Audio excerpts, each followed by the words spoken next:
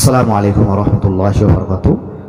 শরীরক বদনজর থেকে বাঁচার জন্য, শরীরটাকে রক্ষা করার জন্য এবং শরীরে উজ্জ্বলতা আনার জন্য এই দোয়াটা ৭ বার, ১১ বার অথবা ২১ বার পাঠ করবেন। যত বেশি পাঠ করিবেন তত বেশি ভালো।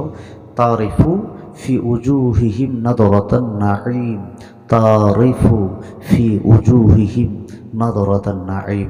এই দোয়াটা যদি নিজের শরীরের দিকে তাকায়, নিজের দেহের দিকে তাকায় যদি পাঠ করিতে পারেন, তারিফু ফি উজুহিহিম নাদরাতান নাঈম, তাহলে অবশ্যই তোমার শরীরে মানুষের যে একটা কুদৃষ্টি, মানুষের বদনজর থেকে শরীর রক্ষা পাবে এবং শরীর সুস্থ থাকিবে, ভালো থাকিবে, শরীরের মধ্যে উজ্জ্বলতা আসিবে, উৎফুল্লতা আসিবে, শরীর সুস্থ থাকিবে, শরীরের নানান রকম রোগ ব্যাধি থেকে শরীর রক্ষা পাবে।